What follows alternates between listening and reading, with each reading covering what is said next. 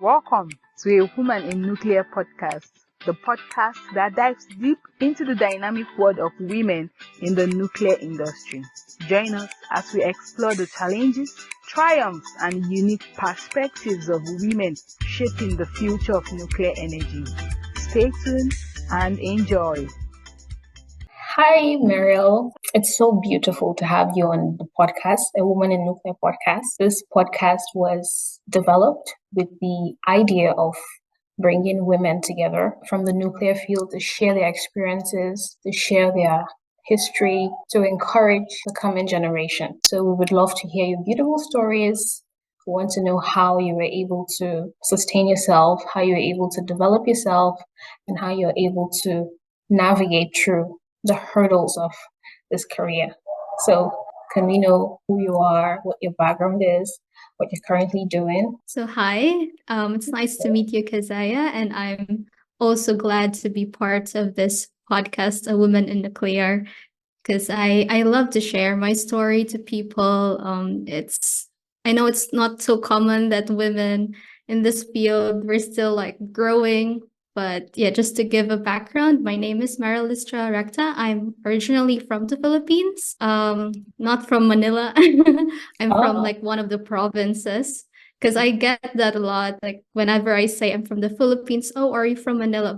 I recently finished my chemical engineering degree here in Hungary under a scholarship. So I just to like have some backstory. I started having an interest in the nuclear industry when I was still in high school. I was the one who was chosen by my teacher to be one of the contestants for the nuclear science quiz bee in the Philippines. And I competed with in the regional level, and then we got into the nationals level. And it was, I think, if I remembered it correctly, it was in 2015. It's quite, it's almost like 10 years. It's almost like 10 years from now. Yeah, that was like my roots. I started with a nuclear science quiz bee, and also in that same event, that was the first Philippine Nuclear Youth Summit. And there was an essay writing competition. I also participated, and I got the first place for that because I also love to write. And I don't remember what I wrote, but my title was My First Summit Submits My Dream. So I already had an interest in the nuclear industry back when I was in high school. But because I'm not really from the capital city, the opportunities in the provinces are not so, there's already a difference when it comes to opportunities, especially in this field where the Philippines is not really leading in the nuclear industry. What I did in that like phase of my life, I was just attending some symposium, awareness seminars that the Department of Science and Technology will host in our country. So I was just really active in participating in these seminars. I did not really expect that I will still have the chance to be in this industry when I was in that time, because I have to also be practical. I did not even expect that I will get the scholarship in Europe for pursuing my bachelor's degree. So there was like a lot of tension between, should I go for my dream or should I be more practical? That's why I decided to pursue my bachelor's degree in chemical engineering, since we have a lot of programs in chemical engineering in my country, and also in my locality, like in the region where I'm from, there's also a university for that. So I decided to pursue chemical engineering. Well, some things happened that I also like reach higher, that okay, I'm gonna get out of this country. I want to pursue a scholarship abroad, because I always felt the urge I want to be in the nuclear industry no matter what. So I searched for scholarship. I got this Stipendium Hungaricum scholarship here in Hungary to pursue my bachelor's degree in chemical engineering. But what happened in between was that I was also like looking for opportunities in the nuclear industry. I'm in chemical engineering, but I was like looking into nuclear engineering programs. So one of the things that I did in 2021 was I joined a summer school I'm already here in Europe at that time. Once you are in this area, you have a lot of opportunities. There's like a lot of programs. So whenever I had a chance and it's applicable to me, I join, I like submit an application, and fortunately, I've got into these programs. So I got into a summer school in 2021, and then also just last year, I had a summer school in the radioactive waste management in Germany. So that's Wow. like just an overall view of my journey in That's this lovely. area. That's lovely. You have a very inspiring story. I am from Nigeria, and I would say that we have some similarities when it comes to the availability of opportunities to study. Just like you said, maybe there aren't many opportunities in your provinces. It goes the same for me. So, but it's really inspiring to know that you've been able to pave a way for yourself and navigate this field. And I think that the future of nuclear for women, young women like us, is really, really bright. So, just before my next question, I would love to know if what you're currently doing. Have you decided to pursue a postgraduate degree after your bachelor's, or what are you inclined to doing? So yeah, with my journey, like exploring which areas in the nuclear industry I would want to go, I have decided this year that I want to be in the back end of the fuel cycle. So I'm more focused in the radioactive waste management. And at the same time, I have like an interest in non-proliferation and disarmament. So I kind of want to be in between technical part and also with the regulation part. I just got admission to a program here in Europe. It's called Safe and Reliable Nuclear Applications. And that is for the track that I want to be in radioactive waste management and decommissioning. And Wow, yeah, also a congratulations. good thing that I got a scholarship. Thank you. So I got a scholarship for it. But meanwhile, so I have this one semester off because in my program in the chemical engineering here in Hungary, they offer it for 3.5 years. So I have this one semester off, but I wouldn't really say it's an off for me because I am still continuing to build my profile. I recently also applied for a scholarship for women in nuclear security just to get like a course and also our certificate. So I'm actively pursuing something that would help me know more about this field because to be honest, like for someone from the young generation, is sometimes you get intimidated by the people like the experts that you look up to. I And agree. I agree. I and I feel like some hesitations on my part, but I would love to overcome that by okay, let me just try these things out. If they wouldn't accept me, then okay, fine. I'll just like give it a shot. And here I am. I'm still like currently pursuing an upskilling in that area. Wow, you seem very engaged, very motivated in what you do and how you want to build your nuclear career. It's really interesting because your profile matches that which we love to hear about. Have you heard about the Marie Sklodowska-Curie Fellowship by the Yes, is it IAEA? the IEA? Yeah. Yes, I've So heard about it. I would encourage you to apply. It will open in July. I'm a beneficiary. Yes. I am Wow, a that's very great.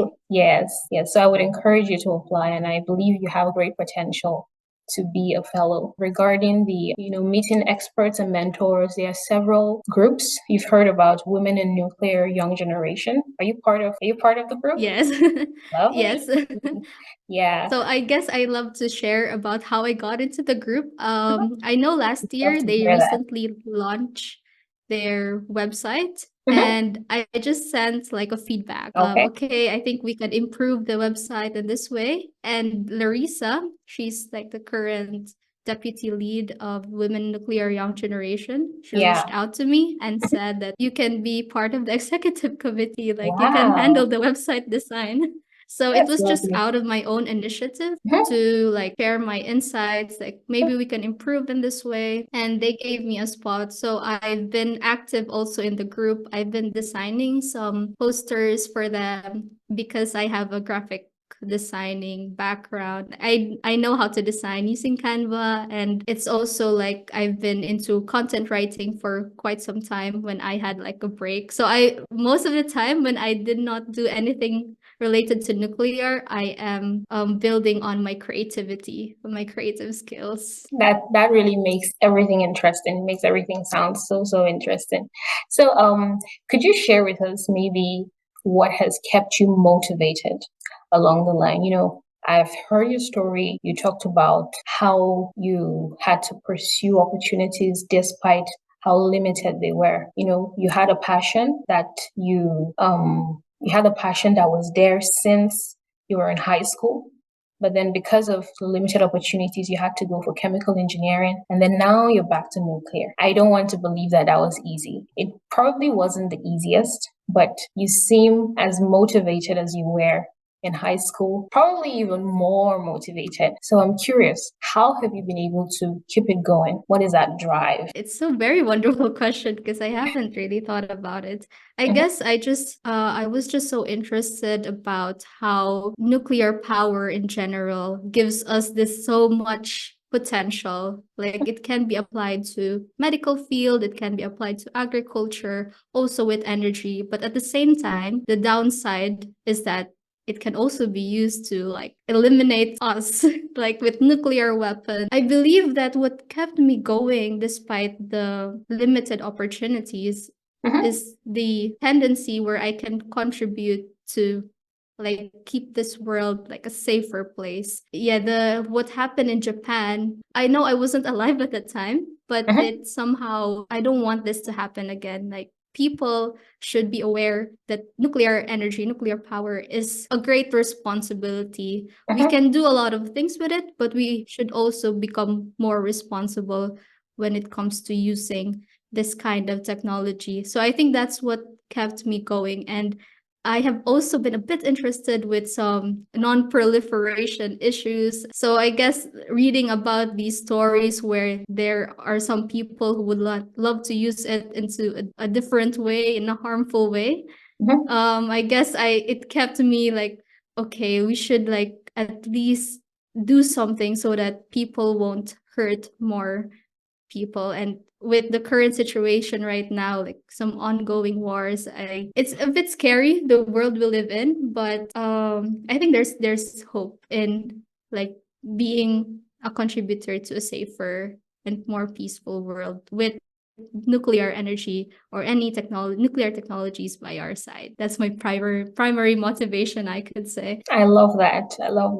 And it's so amazing how I've interacted with a lot of women and a lot of young ladies about the subject of nuclear.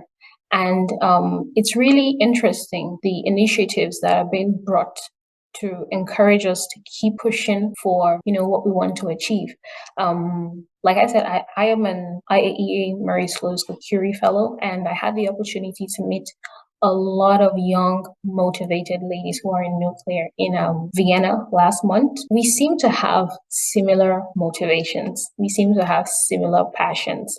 When you ask someone, probably from maybe even the nuclear field, not necessarily, probably from maybe the medical aspect of nuclear, not necessarily the engineering or the physics aspect, you constantly hear them refer to the sustainability of nuclear, its ability to keep things going.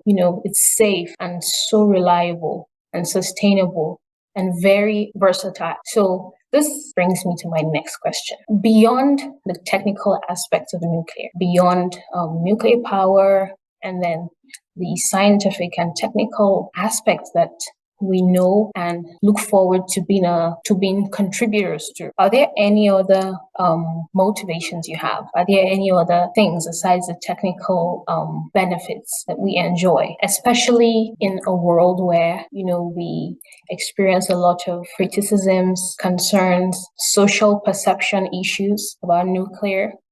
People are concerned about the nuclear waste, about radiation. But I know, of course, because we are more aware and more educated about the technicalities, we probably have more idea about it. But beyond all the noise, what would you like about nuclear? Is there anything special? Any other thing? I think there is because I think we need nuclear to adopt to this climate change. I just would like to share a backstory. Back in 2013, in my country, it was the first time that we usually just have four levels for our typhoon or hurricane. That's what they call in the US. So we only have four levels for our typhoon like level system.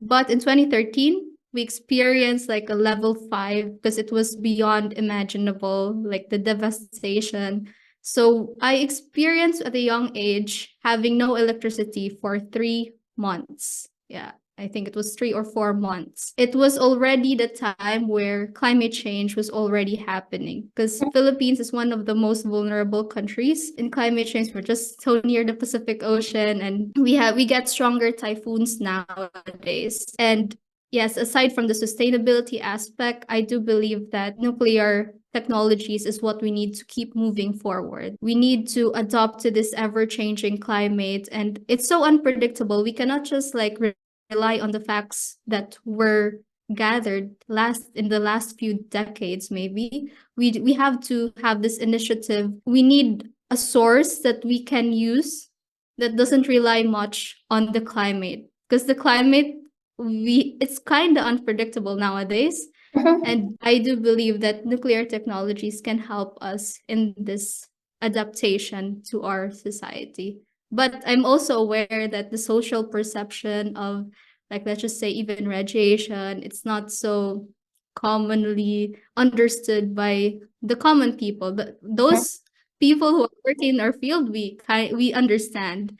But the people around us may not understand, or may have like still the perception that was in the 80s, in the 1980s, Yeah. about nuclear. I think we have to do our part to reach out to these people to help them understand that it's not what it was in the 1980s. We live in a different era. We have like artificial intelligence can help us do great things. Also the same with nuclear technologies. So if we also want to be like a digitally dependent society, then we do need nuclear to like power our needs. I couldn't agree more with you. I couldn't agree more. Yes. Thank you so much for such insightful experience and insightful knowledge that you shared about nuclear and your motivations aside the technical aspects. Moving on, I would love to know what your thoughts are on, the future of the nuclear industry regarding diversity and inclusion. What do you think the future is going to look like, in your opinion? It's quite tricky. Yeah, just your opinion. It's quite tricky. Okay. Because like the leaders of nuclear industry are mostly in the West. And well, I know that we are promoting diversity, but the maybe not so commonly talked about is that there's like some citizenship requirements, or there is a visa process in order to apply to some programs. So maybe you get accepted to a program, but then the immigration office would still have to check, and it's like it is an investment of your time and also investment on your finances, especially if it's not covered. In terms of diversity, we need to really share our insights on how this process affects us in a way, because you get anxiety somehow, like waiting for the results of the program itself, but also with the decision on your visa application. Although it's likely that you would get accepted, but there's no assurance to it. And I guess it's something that most people don't talk about. So I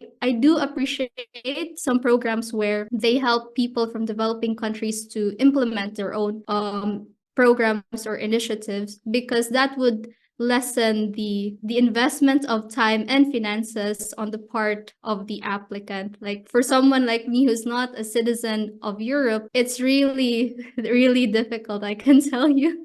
It's really difficult, I can tell you. Like just graduating from my bachelor's degree, I have to think ahead, like how can I stay here in Europe, like because my visa would expire on like 2 weeks after graduation. So I have to, like as a woman who is not from Europe, you have to think ahead of your plans. And that is something that's not commonly talked about in this sphere. And I would love to bring that up to people. Like if you want to promote diversity in the nuclear industry, you also have to try to take a look into like the policies how can we like ease this burden, because it's an additional burden to the applicants. Like at least if they can sponsor some visa, they can help with the process. I guess that would also like bring more people in, and in this industry we can become more diverse and yes, well represented. Thank you so much for bringing up that point. I never really thought about it as in-depthly as you just explained, but it really makes sense. I haven't begun my studies yet for my fellowship, but I have had the opportunity to attend some conferences and some events in the United States, in Vienna, and in Egypt. For all, I think maybe the only visit for which I didn't have as much problem was my visit to Vienna, because the IAEA really made sure everything was smooth. But regarding the remaining visits, just like you said, I had to visit the United States for a 2-day program, and my visa expired in the next 2 days. So I couldn't even, extend my flight to maybe do some sightseeing or to visit some universities and some laboratories. And then this brings us to the question of diversity and inclusion, actually. There are probably maybe reactors that I would love to visit, to just sightsee, but I didn't have those opportunities. And it's really important, just like you cited, to, implement policies that will ensure that diversity and inclusion is actionable. You talked a little about the leaders in the nuclear industry. Regardless of challenges that we experience, do you have any role models or any mentors that you look up to and that you are inspired by?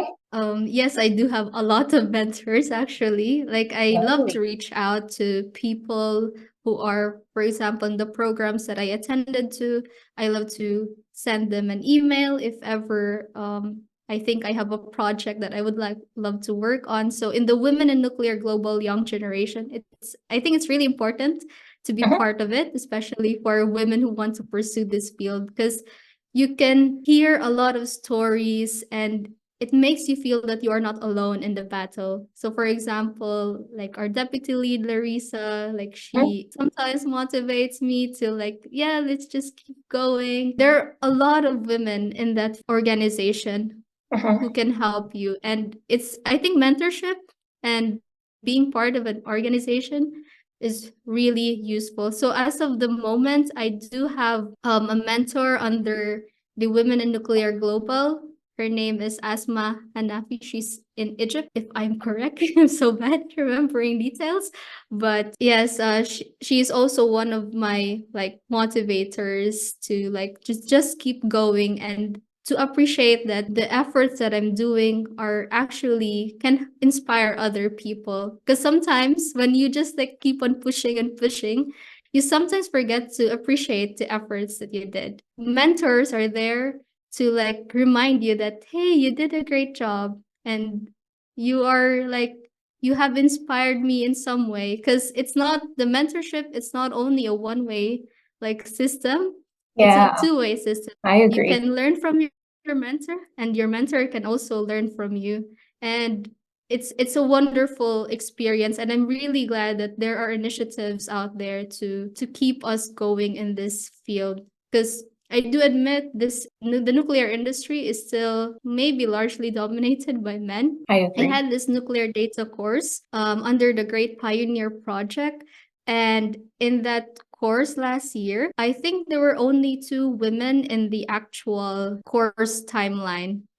Oh, In the overall accepted applicants, I think there were more, but the ones who really pursued the course were only 2, and all the other participants were like men. I mean, they didn't really say that, oh, women shouldn't be here, but you feel intimidated. Like the reality is that you feel intimidated when you don't really see other women. And I guess we need to like keep pushing our women who are interested in this career, like, hey, you can do it. Hey, you're not alone. There are people out there who are also doing this like path. And I guess we do have to do our part in this area. yeah, very, very insightful. I agree with you on the issue of mentorship. Mentorship is really important for a field like this that is male dominated. So there are probably some unique challenges that women may face that a male mentor may not be able to advise on. So it's important for women who have walked on that path to guide the coming generation. Thank you so much for sharing that insight. I think I want to ask you questions that are tailored toward the next generation of nuclear for young women, and then that next girl who is interested in nuclear and doesn't really know her way around it. Do you think that, women face any unique challenges in the nuclear industry or in the STEM industry? Do you think that we have any unique challenges that are particular to women, which is, really a problem and probably one of the factors of the low population of women in the field? Could you share your thoughts? Yes, I do agree. We have a lot of challenges. I guess something that not everybody knows about is, like, for example, the small things like the lab coats. Because I'm from Asia. Generally, Asians are like smaller than Europeans. And when I got into the laboratories here, most of the eye protection, the hats are bigger than for someone who is like of Asian descent. And these small things, these are also like hazards in the workplace. And it is something that not everybody knows about, because who would have expect that there would be more diverse people working in this industry. I guess these are the challenges that us, if we want to have like diversity, there should be some sort of flexibility as to the equipments that are available also for women and in general in the STEM industry. Because it's not only just for us like who are of Asian descent. I also had this conference before. I participated in it like as a participant, and the speaker was talking about these boots that are too big because they're just supposed to be manly, like just suited for the manly let's just say working in the factory. Those equipments there's an assumption that most of them are male, so there are no female tailored safety equipments. And it may sound like it's a small thing, you can just buy your own, but as a woman, why should we buy our own? We should like have something tailored for women if we want to get more women into, and it's a major contributor, because if you as a woman you feel uncomfortable, so you have to raise that issue to the manager, and then the manager will say like, oh, we might not, or just too small, but they can actually contribute to the motivation also of a woman in this industry. We are already alone in this path, and then we also have additional struggles. So yes, I could say this is a unique challenge in general in the STEM industry, but little by little, as we have these conversations and there are doing some initiatives to address these issues, I guess we are moving a bit forward in that area. And I love to like also share that I have a personal experience with these difference when it comes to the safety equipments, but I'm glad also to tell people that there are people working on this issue. Wow, that you really cited a very important issue that isn't really talked about often. I experienced the same thing, but I never really thought of it as a problem. You citing that safety issue, it's a hazard issue for, women not to use equipment that are tailored to as their body size. And, it's actually an issue. I'm an intern at the Center for Energy Research and Training here in Nigeria. Believe me, all the lab coats are sweeping the floor when I wear them. I also have a small statue. So I agree with you, and it will be helpful and important for, the leaders at the top to put that into consideration. What advice would you have for a young girl, a young woman who sees a future in nuclear, who is aspiring to be a nuclear engineer in the nuclear field, or she has these big plans of just becoming something great and being a very important part of the contributions to nuclear, what words do you have for her? What advice can you give her? It's a wonderful question, actually. But I would love to tell this little girl that she should know herself before she finds a career in nuclear. The nuclear industry, it's very broad. You can be a nuclear engineer and you have some specializations. And it's not easy to just jump from one specialization to another. So I guess it's really important that what I did to participate in different conferences, even though like these are just actually I'm participating in free, like those conferences where I could get free attendance. Because in that way, you would be able to explore, identify which areas interest you, which skill set that you already have that you can already contribute. And also, you have to understand what are the resources that are available for you. For example, for me, I know I have to consider the financial aspect. That's why I'm always looking into programs that have scholarships because I cannot finance myself. It's too big.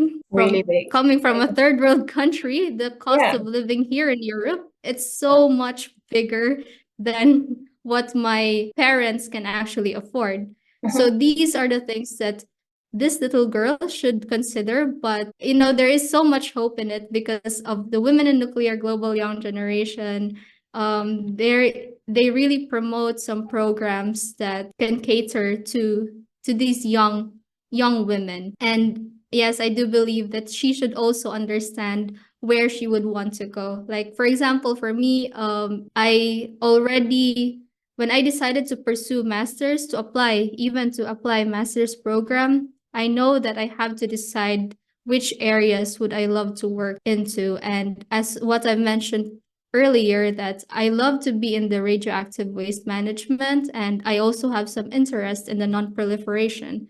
And I figured that there is some sort of interaction, like an intersection in these areas, because the decommissioning process also has some policy attached to it. So Yeah. I don't know much about it yet because I still have to start, but there is some hope that this is the specialization where I would love to be in.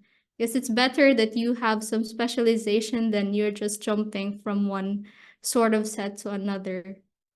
And I guess I've had this realization with my professor in my chemical engineering background. I look at him and he teaches us as if it's the first time that he is teaching this topic. When I know that he's been teaching it for all the, let's just say, the first years, he teaches this topic like again and again, but there is some enthusiasm in him. And with that moment, I realized that if I would have a career, I would love to be in an area where I wouldn't get tired of talking about it to people.